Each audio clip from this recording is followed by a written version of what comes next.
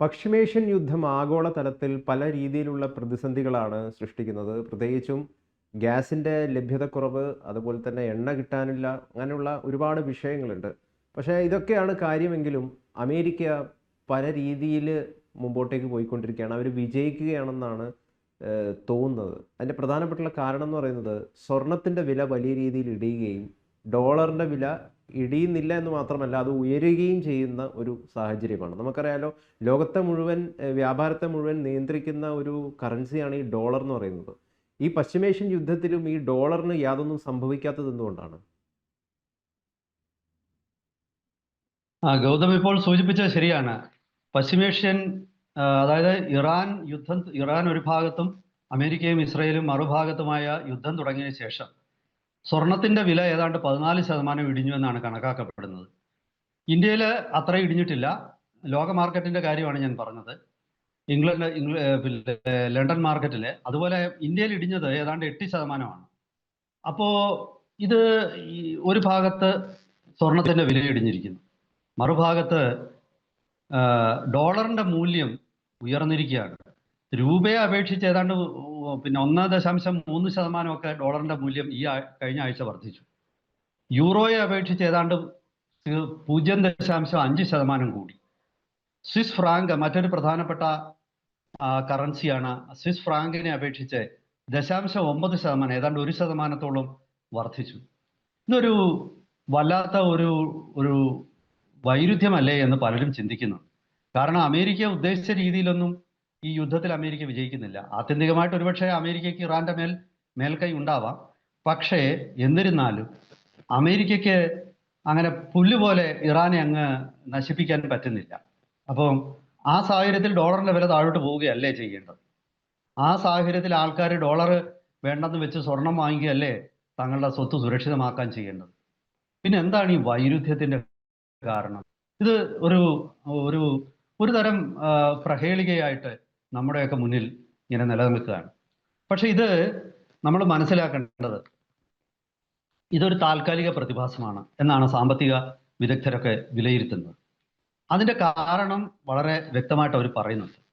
അത് സ്വർണത്തിന്റെ വില ഇടിയാനുള്ള ഒരു കാരണം, സ്വർണത്തിന്റെ വില കഴിഞ്ഞ ഒരു 1-2 കൊല്ലത്തിന് മുമ്പുള്ളതിനേക്കാൾ വളരെ വർദ്ധിച്ചിരുന്നു. അപ്പൊ സ്വർണത്തിൽ നിക്ഷേപിച്ചവർക്ക് അവർക്ക് ലാഭമെടുക്കാനുള്ള ഒരു അവസരമായിരുന്നു ഇത്. അങ്ങനെ ലാഭമെടുക്കാനുള്ള ഒരു അവസരം അവർ കളഞ്ഞില്ല. കാരണം ഇപ്പോൾ നിങ്ങൾ 10 ലക്ഷം രൂപ മുടക്കി സ്വർണം വാങ്ങിച്ചിട്ടുണ്ടായിരുന്നു ഒരു 5 വർഷം മുമ്പെങ്കിൽ, ഇന്ന് നിങ്ങളുടെ സ്വർണത്തിന്റെ ആ മൂല്യം ഒരുപക്ഷെ എത്രയാണെന്ന് ഞാൻ കൃത്യമായ കണക്ക് വെച്ചിട്ടല്ല ഞാൻ പറയുന്നത്, അതൊരു 30 ലക്ഷം രൂപ അല്ലെ അതിന് മുകളിലോ ആയിരിക്കാം. സ്വാഭാവികമായിട്ടും നിങ്ങൾക്ക് നിങ്ങളുടെ ലാഭം എടുക്കേണ്ടതുണ്ട്. നിങ്ങളൊരു ഇൻവെസ്റ്റർ എപ്പോഴും ചെയ്യുന്ന ലാഭത്തിനാണല്ലോ ഷെയറിലും മറ്റ് മെറ്റൽസിലും ഒക്കെ കൊണ്ടുപോയിട്ട് നിങ്ങൾ ഇൻവെസ്റ്റ് ചെയ്യുന്നു. അങ്ങനെ വന്നപ്പം ഒറിജിനൽ സ്വർണ്ണമാണെങ്കിലും എക്സ്ചേഞ്ച് ETF എന്ന് പറയുന്ന എക്സ്ചേഞ്ച് ട്രേഡഡ് ഫണ്ടുകളാണെങ്കിൽ സ്വർണത്തിലുള്ള ETF ആണെങ്കിലും ഒക്കെ നിങ്ങളുടെ ലാഭം എടുക്കാൻ വേണ്ടി നിങ്ങളത് വിറ്റു. സ്വാഭാവികമായിട്ട് ഒരു തകൃതിയായ വിൽപ്പന നടന്നു. അതിന്റെ ഫലമായിട്ടാണ് സ്വർണത്തിന്റെ വില താൽക്കാലികമായിട്ട് ഇടിയുന്നത്. അത് താൽക്കാലികമാണെന്നുമാണ് വിദഗ്ധർ പറയുന്നത്. പിന്നെ ഡോളറിന്റെ വില എന്താണ് കൂടുന്നത്? ഡോളർ അമേരിക്കയുടെ സമ്പദ്ഘടന അത്ര വലിയ മികച്ച നിലയിലൊന്നും അല്ലല്ലോ. അതിനൊരു കാരണം പറയുന്നത്, ഇപ്പൊ തൽക്കാലം ഈ സ്വർണം വിൽക്കുന്നവര് അവർക്ക് ലിക്വിഡിറ്റിക്ക് വേണ്ടിയാണ്, അവർക്ക് അത് കറൻസിയിലേക്ക് മാറ്റണം.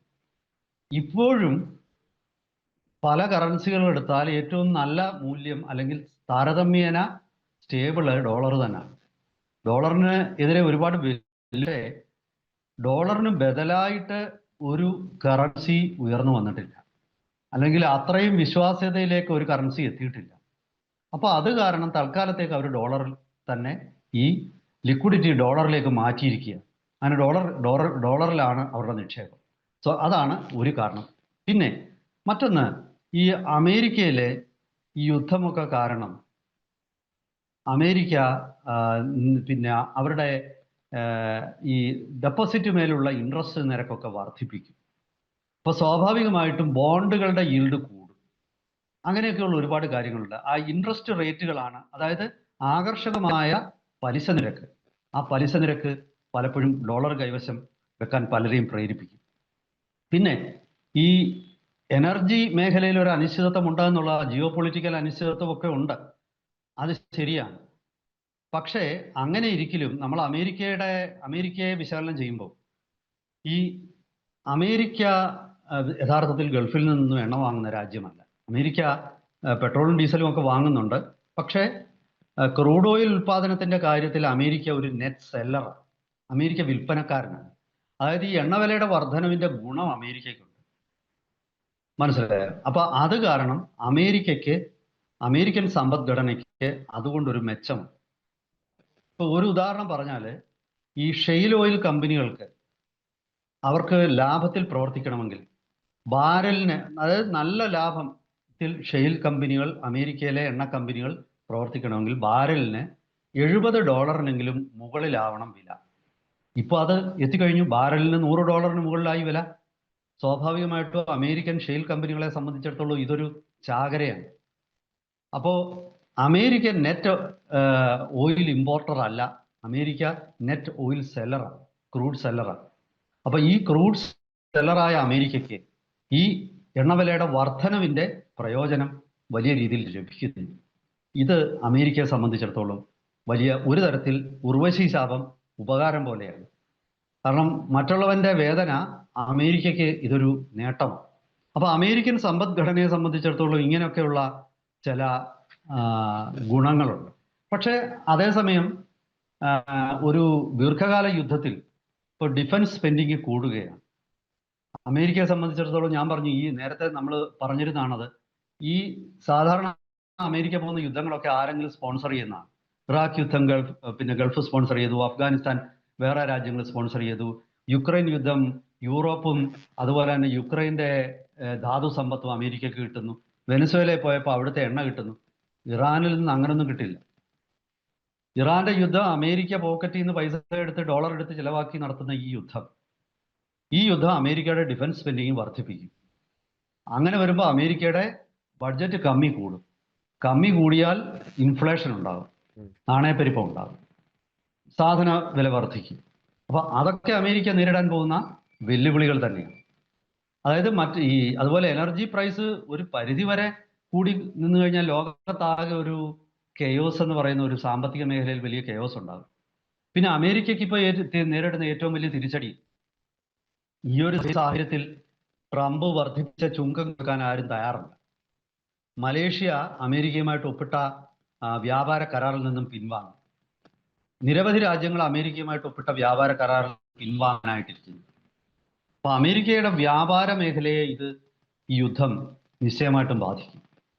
അമേരിക്കയ്ക്ക് ഇനി മറ്റു രാജ്യങ്ങൾക്ക് വിൽക്കാൻ ആയുധമില്ല. കാരണം സ്വന്തം അമേരിക്കയുടെ ഇന്റർസെപ്റ്റർ മിസൈലുകളൊക്കെ തന്നെ തീർന്നിരിക്കുകയാണെന്ന് പറയുന്നു.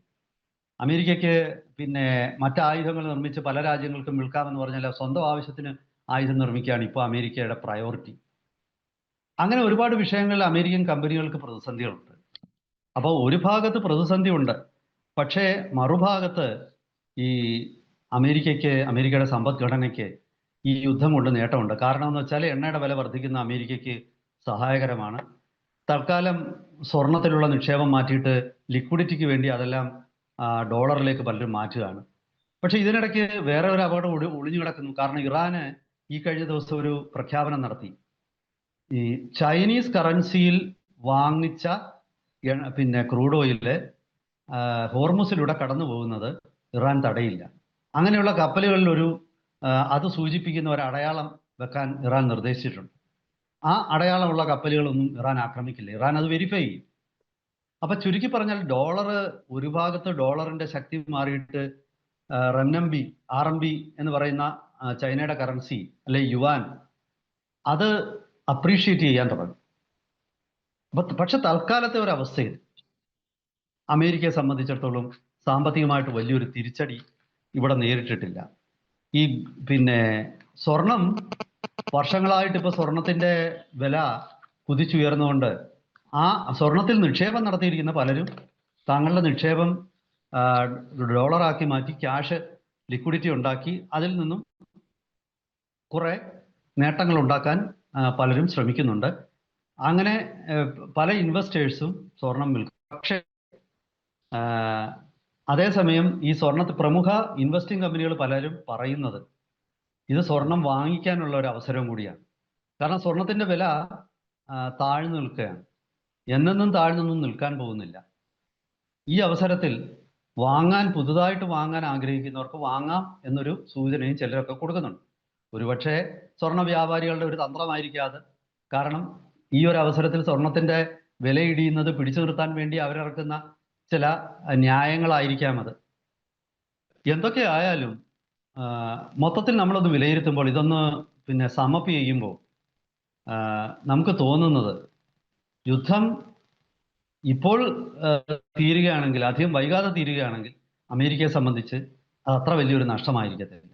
പക്ഷേ യുദ്ധം കുറെ നാളൂടെ നീണ്ടു നിൽക്കുകയാണെങ്കിൽ അമേരിക്കൻ സമ്പദ്ഘടനയും അതിൻ്റെ ദുരന്തങ്ങൾ അനുഭവിക്കാൻ തുടങ്ങും. ഡോളറിന്റെ മൂല്യം പെട്ടെന്ന് താഴോട്ട് പോകാൻ തുടങ്ങും. ഡോളറിലുള്ള വിശ്വാസം ആൾക്കാർക്ക് നഷ്ടപ്പെടും. എണ്ണ വ്യാപാരത്തിൽ പെട്രോ ഡോളറിന് പകരം പെട്രോ യുവാൻ എന്ന ഒരു സങ്കല്പത്തിലേക്ക് കാര്യങ്ങൾ എത്തിച്ചേരാം. ചൈനയ്ക്ക് ഈ യുദ്ധത്തിൽ നഷ്ടമൊന്നും സംഭവിച്ചിട്ടില്ല. ചൈന ഈ തങ്ങളുടെ ഉൽപാദന ശേഷി കൊണ്ട് അമേരിക്കയുടെ ഉൽപാദന ശേഷി കുറവിനെ മറികടക്കും. ചുരുക്കി പറഞ്ഞാൽ ലോകത്ത് ശാക്തിക സമതുലിതാവസ്ഥയിൽ മാറ്റങ്ങൾക്ക് വരെ ദീർഘമായിട്ട്, ഇപ്പോൾ 1-2 കൊല്ലം നീണ്ടു നിൽക്കുന്ന ഒരു അമേരിക്കൻ ഇറാൻ യുദ്ധം അങ്ങനെ ദൂരവ്യാപകമായ പ്രത്യാഘാതത്തിലേക്ക് വഴിതെളിച്ചിരിക്കുക. എന്തായാലും ശരി, വരും ദിവസങ്ങളിൽ കൂടുതൽ അപ്ഡേറ്റ്സുമായിട്ട് നമുക്ക് പ്രേക്ഷകരെ സമീപിക്കാം.